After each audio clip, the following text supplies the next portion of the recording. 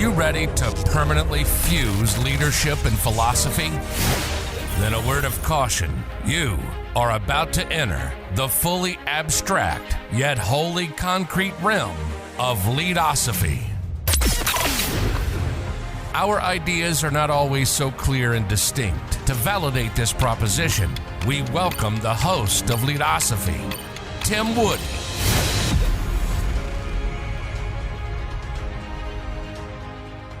Friends, leadership friends, philosophy friends, welcome to the realm, mystical, magical world of Leadosophy, where an open mind is the rule and not the exception.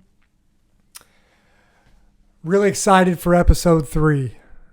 We're going to get into some leadership, a touch of some philosophy. You may even hear some poetry today. And may even talk a little bit about psychology. I'm not a psychologist. I am a philosopher. But I think everyone, if you think about the world of leadership, psychology has a big role to play in understanding human relationships, human interactions, the complexity of those interactions. So I'm excited for episode 3. Episode 3. I want to read a quote from Horace. Horace, a Greek poet from ancient times, ancient Greece. And this is one of his poems. And it's a conversation between two interlocutors, and they're discussing looking at other people's faults, but not looking kind of within at their own. This passage out of this poem goes as follows, quote, "Before examining your own faults, you smear ointment on your bloodshot eyes. But when it comes to your friend's foibles, your sight is as sharp as an eagle's or the Epidaurian snake's." Epidaurus being an ancient city or polis in Greece.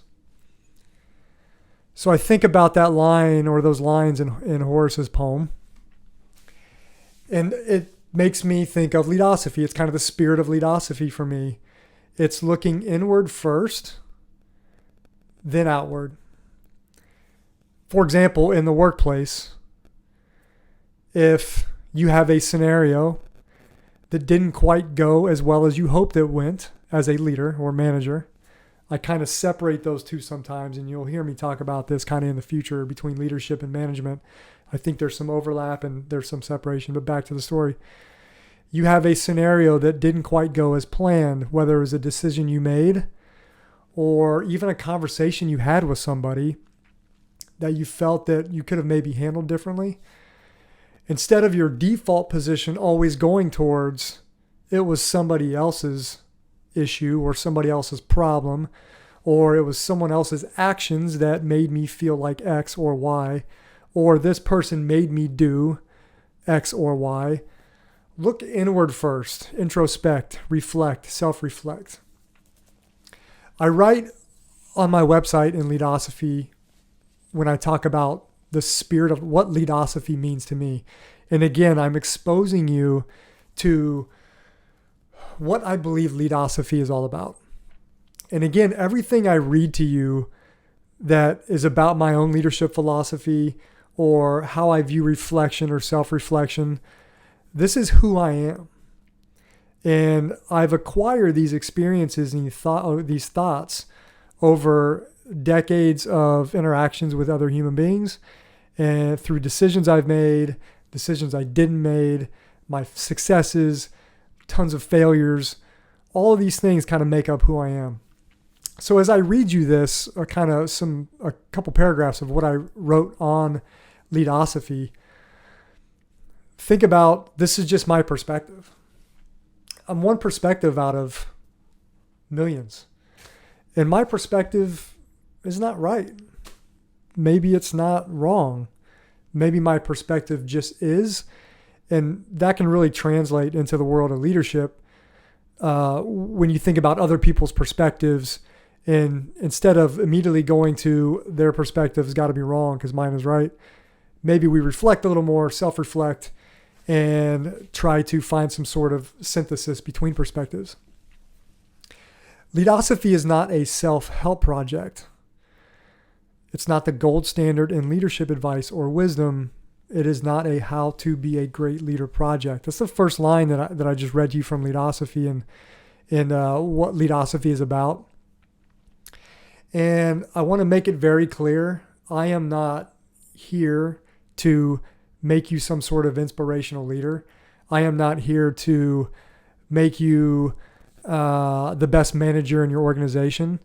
I am solely here. I solely created this idea of Leadosophy for anyone who finds it interesting, anyone who has a sense of wonder.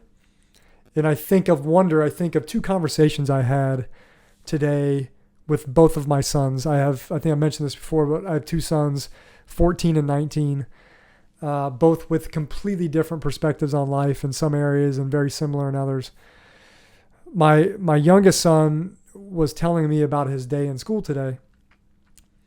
And I'm actually recording this on day 2 of the election. Kind of crazy 2 days between Tuesday and Wednesday, as anyone in the United States will understand. But my son was telling me about his day at school. He was telling me about wrestling practice and some of the events that were going on with wrestling practice. Some of his successes. He got to do his first set of pull-ups today, unassisted pull-ups, which I was very proud of him. He's been trying for a long time to do pull-ups. And he was talking about some events in his personal life, some friends he has. And he even talked about a conversation they had in his civics class where or current events. They were talking about the election and what was going on and trying to go through some of the things that happened between yesterday and today. And he's telling me all this stuff, and I'm listening, and I'm excited for him. I'm trying to follow along with the story. And he finishes with, "Hey, Dad, that's a lot to unpack, right?" And he made me think. He made me sit back and have a sense of wonder about what he was talking about. He made me reflect inward and reflect outward to his experiences. And he gave me a lesson on Leadosophy. To me, that was, it was not necessarily a leadership lesson, which I guess it kind of was. But he gave me a lesson, once again, a lesson from a 14-year-old about just, unpacking very complex events sometimes, or even the complexities of one person that you may be having conversations with in the workplace, things that are going on in their day-to-day lives. Could be a team member. They have a lot going on, different complexities they have going on. And sometimes as a leader, it is your job, it is your mission, I would argue, to try to unpack some of the things they have going on in their lives to reach a deeper understanding of your relation with them as a leader or a follower, and just, peers, colleagues in a team setting. So that was an exciting conversation. My second conversation with my older son, right off the bat, he has just finished a class in college. He's in his dorm room, and he's talking about, you guessed it, the election. Happens to be a popular topic. I can't imagine why. And he's talking about things that are going on, and we're talking about just the civics process. We were talking about free and fair elections and the importance of that for a democracy. And he, again, was a very good listener. I'm having this conversation, this back and forth with him, and he's really good with getting into these modes where he just listens, and you can tell he's not just going off in a different world. He's processing what I'm talking about, and he's formulating questions of his own. And he inspired me to ask more questions for him. What are your thoughts on what's happening? And this back and forth, again, applies to the world of leadership and followership. It applies to effective teams, highly functioning, successful teams. This back and forth flow, what I call, I talk about it on Leadosophy on my website. I talk about the spirit of dialogue. Good dialogue is not about just pressing one's viewpoints down on someone else. to where their viewpoints can't flow back up. It's just this back and forth flow. It's really exciting when you get into the flow of ideas, which is again what the kind of the conversation I had with my oldest son today. So there were two different conversations I had with my kids. One was with my youngest. I was pretty passive and just listening to what he was saying and taking it all in. And this weird outer body of experience where I'm trying to remember what it's like being a freshman in high school. We were all freshmen in high school at one time or the other. And I'm thinking, man, that was such a long time ago. B, some of the things that he has going on in high school resonate a little bit when I think of how I remember my experience. But then I'm trying to remember my experience from the perspective of a 43-year-old and not a 14-year-old. So all these thoughts going through my mind with my conversation with my youngest, and he ends the conversation with, "That's a lot to unpack." Hilarious, insightful. The kid is super witty, and just made me think deeper about the conversation we had. And then obviously, I've already talked about the conversation I had with my oldest, wicked smart kid. So anyways, I continue with Leadosophy. Humility dictates a recognition that paradoxically, the more we learn about leadership, the more we realize what we do not know about leadership. Knowledge evolves and people change. As leaders, we strive for mastery and craft. Yet we know mastery will never be achieved in the discipline of leadership. Is that true? Can we not achieve mastery of craft in leadership? I think about the craft of shipbuilding or the craft of being a blacksmith or an electrician. Those are very hands-on, very skilled, just skilled jobs that, you're constantly working with your hands, and some very concrete processes that have to happen. Maybe some argue a lot of objective processes that you can look like very scientific processes. You think of, blacksmithing and working with metals, and you think about shipbuilding and working with angles and, cutting. And my wife is probably laughing right now because I've never built a thing in my life. But anyways, is the craft of shipbuilding, is it like the craft of leadership? If I think about that question deeper, my first instinct is to say yes, because when I think about Leadosophy and what Leadosophy is to me, I've said this already, it's practice, reflection, and theory. If I look at leadership as a practice, as a skill, then does it follow that leadership can be mastered? Does it not follow that leadership can be mastered? I don't know. There's something that still doesn't sit right with me with mastering leadership. Maybe it's because we're not working with metals, or we're not building a ship. We're building successful teams. We're trying to build highly effective organizations. We're trying to achieve goals, common goals that require the collective to function as one unit. And at the end of the day, we're dealing with humans, complex human relationships in the workplace, in the community. So how do you master a relationship with another human being? And as I'm talking about this, I don't know as if we can. I think we should always strive maybe to achieve that.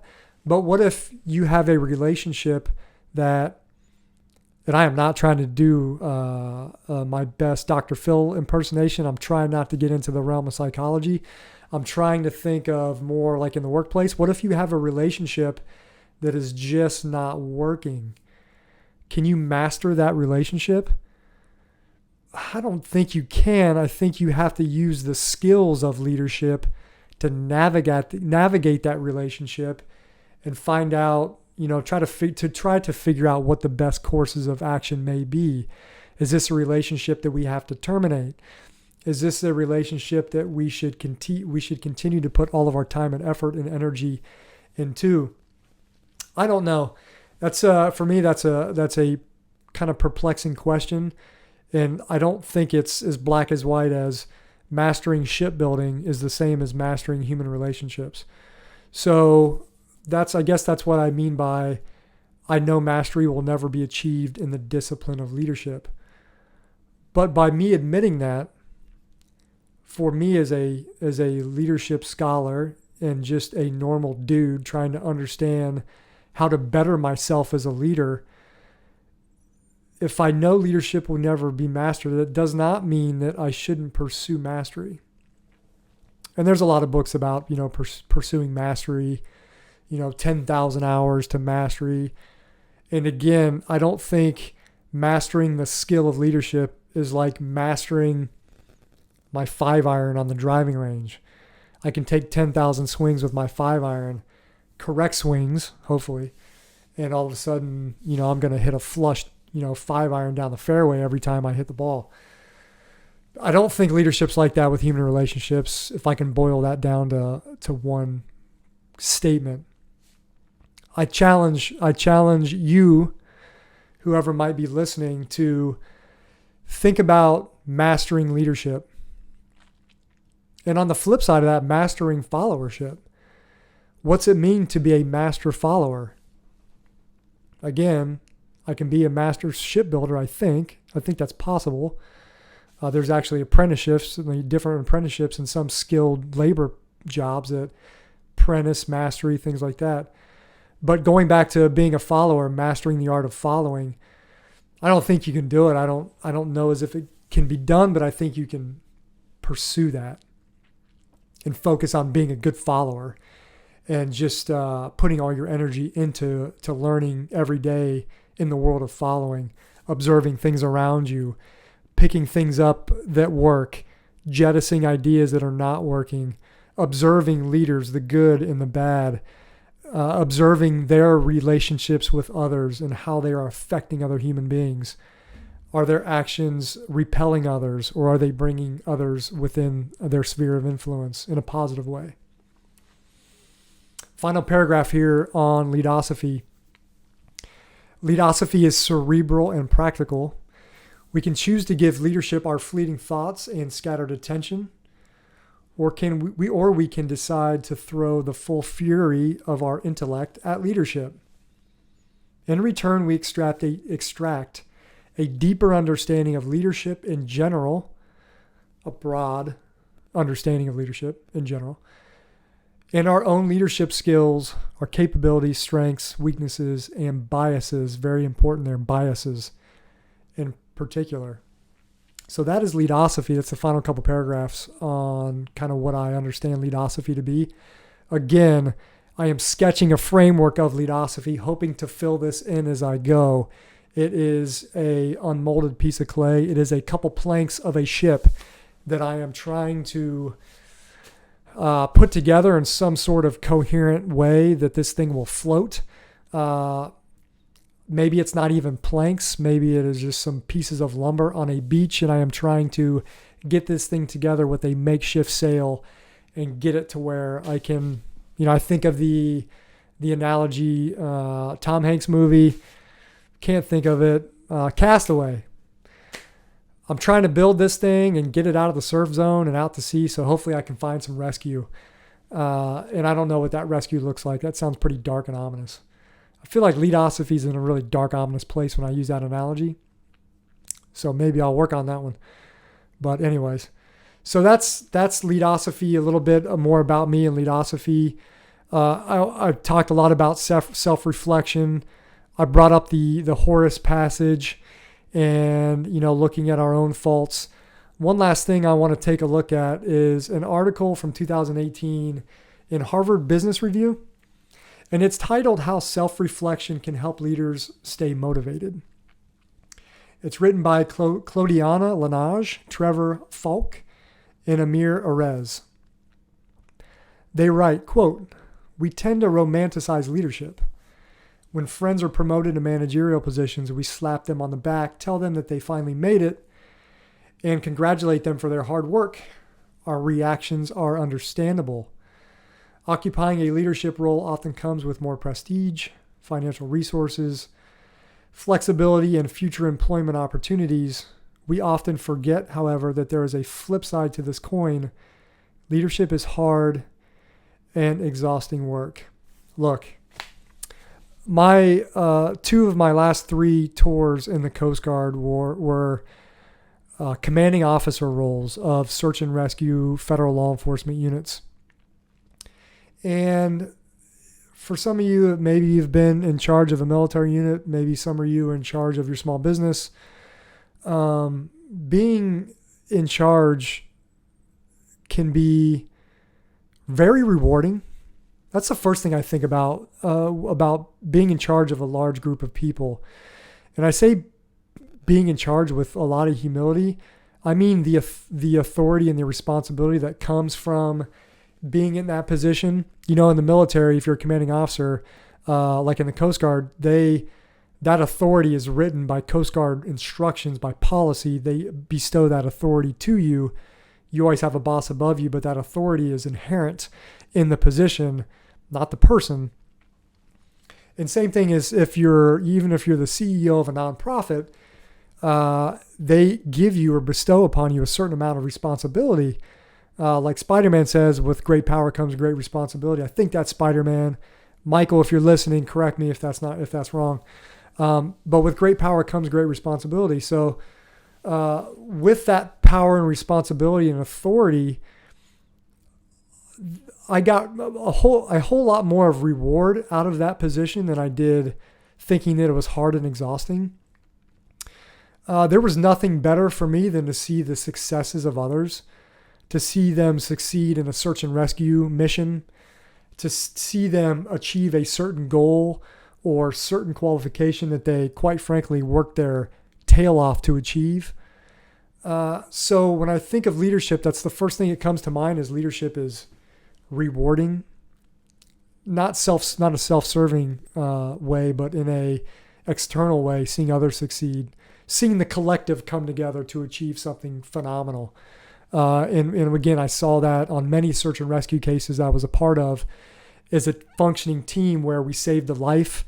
Man, no greater feeling in the world is there, to me personally, my opinion, than saving a life on an ocean with a Coast Guard boat crew that came together synergistically to, effect a rescue. And it was hard and it was exhausting at times. But they talk about the prestige and the financial resources and the flexibility. Yeah, those are all great. But I do agree leadership is hard and it is exhausting work. It's just nature of the business. As Jack Nicholson said in the movie Departed, heavy lies the crown, so to speak. And that sounds super egotistical. And again, probably a terrible analogy, but it's the only thing that came to mind. I mean, what you get here is what you get. It's authentic. And I've watched The Departed like 3,000 times, so I don't know why that line always. I say that to my wife sometimes when she has a hard day. Heavy lies the crown. Anyways, continue on with the authors. They write, leaders have many responsibilities: budgeting, hiring, firing paperwork, requiring them to perform diverse tasks and to monitor progress on a multitude of goals. In addition to managing their own performance, leaders are also accountable for their followers' performance. Employees tend to bring their worries and anxieties to work with them and expect their leaders to manage those too. For example, research suggests that when followers struggle with emotional issues, they approach their leader more often than their coworkers, thinking that is the leader's job to help them cope with emotional distress at work. Stop right there. How many out there have functioned in a leadership role and you play this kind of doctor, psychologist, legal analyst? You feel like sometimes you're tugged between these different directions. That, I will say, can get emotionally exhausting. Again, that's part of the business. That's what goes with being a leader. That's what you signed up for. So you have to find ways to cope with those more difficult relationship type issues that come up when you're trying to unpack something that's going on in someone else's life if they're dealing with something. They continue, the authors, quote, when compounded with getting work done, management of followers' emotions can exhaust leaders' own energy, leaving them depleted and unengaged at work. No wonder that survey data suggests that the majority of leaders are exhausted and unengaged at work. So I'm going to skip on down to the paragraph that kind of goes back to Leadosophy. And I just kind of set the stage with those first couple passages because, their thesis is yes, that leadership is hard and exhausting. And what they're talking about, again, is if you look at the title, how self-reflection can help leaders stay motivated. This is about self-motivation. This is not about trying to motivate others. Using self-reflection to try to motivate you to stay energetic in your job and your responsibility as a leader for being there for others, which is, again, what you're there to do. You're there to help others achieve common goals. You're there for the organization to achieve the collective vision, but you're also there to take care of their needs, the needs of the team. So they continue on. I'm going to end it with just a couple paragraphs and I'll kind of close this out. The authors write, quote, in a study forthcoming in Journal of Applied Psychology, and this article was 2018, just to remind you, we draw from positive psychology research to help to develop and test a short daily intervention that helps leaders remain energized throughout the day at work. Research suggests that leaders' sense of self is closely tied to their leadership role, and leaders care about being successful in their role. For this reason, we expected that an intervention that asks leaders to reflect upon positive aspects of themselves as leaders may energize them by reversing their depletion and improving their engagement. So what's this look like in practice? I'm going to read kind of what they put forth here in a minute, but I'm going to talk about what a practice that I learned at a monastery out of all the places.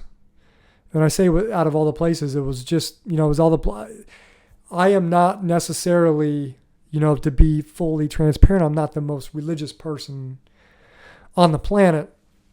So one of the elective classes I took at Gonzaga University for my organizational leadership graduate program was a class where it was an elective where we got to travel, and I went down to a monastery in Southern California.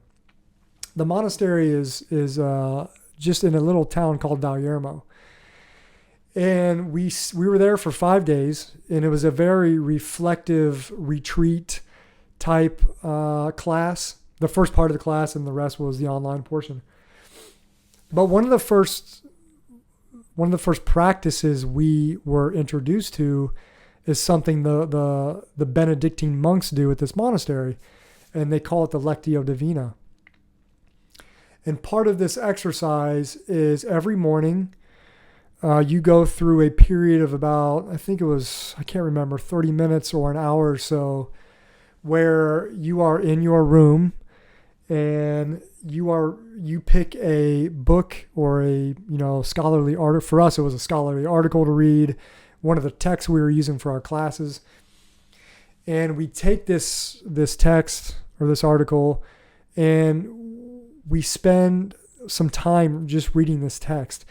And what we do with this text is we end up taking out, maybe it's a paragraph, maybe it's only a sentence in the text that we're reading, something that strikes us, something that when we read it, we get that aha moment where it's just, it resonates intrinsically to your own conscious, subconscious, whatever it may be. And you kind of stop there. In the way I did it, if I found a passage like that resonated with me, and this was usually life-based, my own life practices, my social settings, or it was leadership as well. But when I found a passage like this, I would reflect on that passage, or I reflect on that paragraph or that sentence. Upon reflection, I would begin pouring my thoughts on paper. How did that passage strike me or resonate with me? What exactly in that sentence that I read, what did I get out of it? More importantly, why did it resonate with me? And then you start, as my youngest son told me this today, you start unpacking some of the more trivial aspects of why this passage resonated with me. So for me, that was a very energizing experience. I didn't have my phone on. I didn't have any commitments in the next 30 minutes to an hour. I could reflect not only on the passage, but that would cause my mind to wander a little bit into maybe something else I did, maybe in my personal life. Maybe it was a conversation I had with my wife where I didn't listen very well, and whatever, something like that. Or maybe it was a conversation I had with my son where he was trying to tell me a problem, and I tried to give him the solution without letting him try to work out the problem on his own. So this reflection period, or this self-reflection period, allowed me to explore my own thoughts on what I was doing that was working, what I was doing in my life that may not have been working. And then, I think where the article is going, and I'm not going to read any more of it. You can read it; it's up here right now. But I think where the article is going is, reflection, self-reflection is a very energizing part of the leadership experience if you choose to maybe try to do that. And I think we all have ways to re-energize. I don't think you necessarily have to go down the road of the Lectio Divina as the Benedictine monks do, which I do think they pretty much, may not be able to master leadership, but man, I think they've mastered the Lectio Divina process pretty darn good at it. And I watched it unfold over 5 days. A truly life-changing experience that was, that experience. So where I was going with that is people have other ways to energize themselves. It doesn't necessarily have to be a reflective experience or self-reflective experience where you're writing passages down on paper. Some people use exercise. Some people are just, honestly, let's be honest, some leaders, I've known a lot of leaders, and if you're out there, you're listening to this, you know leaders too, some very darn good leaders that are introverts. So when they go into the workplace, and by introverts, I mean they're not shy. By introverts, I think a more psychological understanding of introvert and extrovert. Introverts they don't necessarily draw their energy from others, where an extrovert kind of draws their energy from being around crowds of people or whatever. Introverts are not necessarily getting all jacked up by being around a bunch of people. It drains their energy levels. It's not a bad thing. It's just, the battery levels of an introvert when they're around people all day in a leadership setting, their battery levels may drain a little faster rate than, say, maybe an extrovert. So maybe self-reflection for the introvert is just removing themselves from their environment, their leadership environment. And once they retreat into a setting, maybe it's the home setting, or maybe it's a walk on the beach, maybe that is their energizing experience. So yeah, self-reflection, there's a lot of ways to self-reflect. Again, reflection, one of the parts of the triad of Leadosophy, of practice, reflection, and theory. I'd love to know what you think about reflection, self-reflection. So I actually subscribe to Harvard Business Review for me, as I try to further my knowledge of leadership and management. Harvard Business Review, I've really found some high quality articles in Harvard Business Review, and I like what the authors say. It makes me think harder about the field of leadership and management. It makes me reflect more on my own practices, and So it's good. So I apply to, it is a paid site, Harvard Business Review. But there's a lot, I encourage you, there's a lot of websites out there that have leadership articles, as you all know. Leadership websites, leadership books are not it's not an industry that's short of material, let's just say that. So I think that's it for this episode. I think we shall call this Self-Reflection in Energy. I don't know. I don't like that title. I may title it something else. Anyways, I hope you enjoyed episode 3 of Leadosophy. It was kind of fun. It was kind of fun reading some different things. If you like what you see here, let me know. I'm not even asking you to subscribe. If you like this way of kind of receiving some information to chew on, this back and forth, let me know. Drop me a comment if you could. Send me an email. And if you don't like it, let me know too. Like I said, I'm open to feedback. And I got a point of correction. I think I may have been a little too hard on my wife yesterday. Or the last episode. Maybe I called her a critiquer a little bit more, and she wanted to correct the record and say that she is my biggest fan. So if you're listening out there, Jess, you are my biggest fan. I'll give you that title. It's yours. So I don't know. The kids may want to challenge you for that, but I'll let you hold it for now. All right, that's it for Leadosophy. I hope you enjoyed it. I am your humble host, Tim Woody. And remember, Leadosophy is about using the tools of philosophy to have a deeper understanding, to come to a deeper understanding of leadership.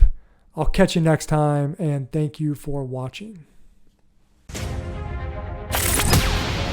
Thanks for watching and listening to another episode of Leadosophy. If you liked what you heard today, hit that subscribe button and check out Leadosophy.com and learn more about Tim's ideas on philosophy and leadership. We'll see you next time.